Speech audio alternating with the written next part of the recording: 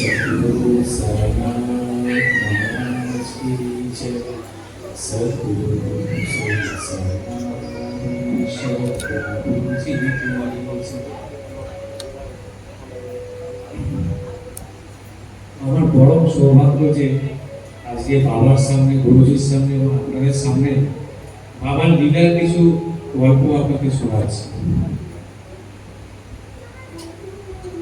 বাবার যে লীলা, এটা 1917 সালের কাহিনী।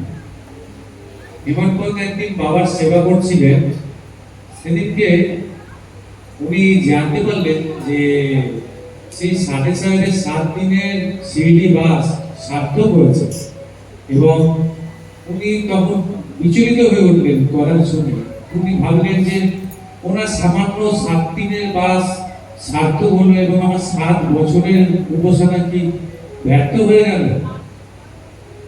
এই চিন্তাধারা যখন আসলো, আমার তো অন্তর্যামী, সে সব বুঝতে পারবো। তখন সে হেমন্তকে বললেন, তুমি একটু সামার কাছে যাও, গিয়ে তার কাছ থেকে 15 টাকা দক্ষিণা আর একটু গল্প গুজব করে এসো। তখন তার আদেশকে অমান্য করে। হেমন্ত গেলেন, খুব হতাশ হয়ে সামা দেখে জিজ্ঞেস করলেন, আপনি তো হতাশ কেন? বসুন, আমি একটু পুজো আরতি সেরে তারপর আমরা খোঁজ মেজাজে গল্প গুজব করব। সামা পুজো করতে গেলেন এবং হেমন্ত বসে বসে নাথ ভগবতের দিকে হঠাৎ তার চোখটা গেল। তিনি ভাবলেন হয়তো বাবা এই জন্যই পাঠিয়েছে। তার একটা নিয়ম ছিল যে সকালবেলা সে নাথ ভগবত পাঠ করতেন এবং সেদিনকে উনি সেটা পুরোপুরি পাঠ করতে পারেননি। তার জন্য সে ভাবলো হয়তো বাবা আমার পুরোপুরি পাঠ করবার জন্যই হয়তো আমাকে এখানে পাঠিয়েছে। সেটা পাঠ করার সঙ্গে সঙ্গে শ্যামা পুজো করে বেরিয়ে আসলেন এবং তাদের মধ্যে হেমন্তজি বললেন যে বাবা আপনার কাছে 15 টাকা দক্ষিণা চেয়েছে এবং আপনার সঙ্গে একটু গল্প গুজব করতে বলেছে। তো শ্যামা বললেন যে আমার কাছে তো 1 পয়সাও নেই, ঠিক আছে আপনি 15টা আমার থেকে প্রণাম স্বীকার করবেন। শ্যামা 15টা প্রণাম করলেন এবং হেমন্ত সেটা স্বীকার করলেন। তারপরে হেমন্ত বললেন যে আমাকে কিছু বাবার লীলা শোনা।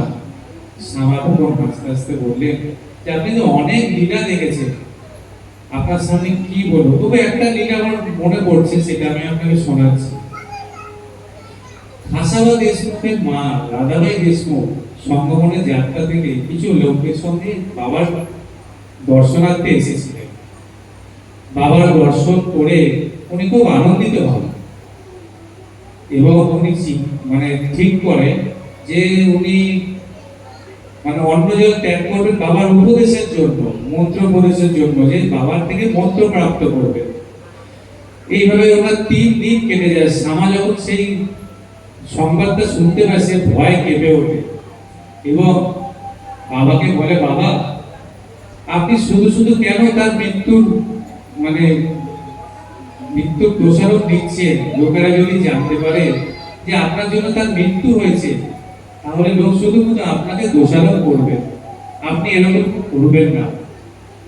তো বাবা সেই কথা শুনে ওনাকে ডাকালেন, ডেকে বললেন, মা আমি আপনার ছেলে এবং তুমি আমার মা, আমার কথা তুমি মন দিয়ে শোনো। আমার গুরুদেব উচ্চ কোটির সাধু ছিলেন, ওনার আশ্রমে আমি খুব আনন্দিত ছিলাম এবং সে কোনোদিন আমাকে কানে মন্ত্র দেন। আমি যখন তার আশ্রমে ছিলাম উনি আমাকে ন্যাড়া করে 2 পয়সা দক্ষিণা ছিলেন, কিন্তু সে তো বড় নিষ্কাম ছিল, তার কাছে কি 2 টাকা দক্ষিণা নেওয়া শোভনীয়? কিন্তু সেই 2 টাকা 1 পয়সা হচ্ছে নিষ্ঠা এবং 2 পয়সা হচ্ছে ধৈর্য। আমি 12টি বছর গুরু সেবা করি এবং আমি চোখ থেকে তার যেন ছবি কখনো না সরে। কখনো যদি কোনো কাজে আমি চলে যেতাম, যেন গুরুর ছবিটা আমার চোখের আড়াল হলে যেন আমার মনে হতো যেন আমি অন্ধ হয়ে যাবে, ভালো ছিল। আমি 12টি বছর তার সেবা করি এবং নিষ্ঠা সহকারে তার কৃপা প্রাপ্ত হই। এটি হলো প্রথম পয়সা। আর তৃতীয় পয়সা হচ্ছে ধৈর্য। ধৈর্য তো হচ্ছে একটা অনন্ত খনি, হীরের খনি বলা যাবে। ধৈর্যের ফলে আমরা মুক্তি প্রাপ্ত করি, তার কৃপা প্রাপ্ত করি। অনেক ধৈর্য ধরে ঈশ্বরের পুজো করতে হয়। সুতরাং এই ধৈর্য সহকারে আমাদের সবকিছু প্রাপ্ত হয়। এই কথাটা বলার পরে হেমন্তপদ না হঠাৎ মানে চুপচাপ হয়ে যায়, তার কণ্ঠে কোনো কথা বেরোয় না। সে তখন শ্যামাকে নিয়ে সকল মন্দিরের আরতি চালু হয়ে যায়। আরতি যখন শেষ হয়, আরতি চলাকালীনই সে বাবার কাছে যায় এবং শ্যামাও তার সঙ্গে ছিলেন। হেমন্তপদ বাবার সামনে বসে বাবা জিজ্ঞেস করলেন, তোমাদের মধ্যে কি গল্প গুজব হচ্ছিল? তখন হেমন্তপদ বললেন, সেই বাইরের মানে রাধাবাই দেশমুখের গল্পটি উনি শোনালেন। বাবা মন দিয়ে তার গল্পটি শুনলেন এবং বললেন, তুমি কি এর সত্যি মানেটা বুঝতে পেরেছো? তুমি যদি এটা ঠিক মন দিয়ে শোনো এবং সারা জীবন মনে রাখো, তাহলে তোমার জীবন কিন্তু মিষ্টির মতো মিষ্টি হয়ে যাবে। হেমন্তপদ বুঝতে পেরেছেন এবং বললেন, বাবা আপনার কৃপা আশিস আমি পেয়েছি, সুতরাং আমার আর কিছু দরকার নেই। আমি বুঝতে পেরে গেছি যে আপনি কি বলতে চাইছেন। বলে তুমি বাবা বললে, তুমি আমাকে যে রূপে এখানে দেখো সেই রূপেই ধ্যান করো এবং ঈশ্বর প্রাপ্ত তুমি অবশ্যই করবে। হেমন্তপদ এটি শুনে খুব আনন্দিত হলেন এবং তার মনে সব সংশয় দূর হয়ে গেল।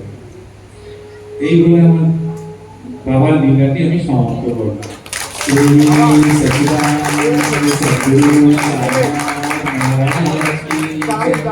सद्गुरु श्री साईनाथ जी की जय।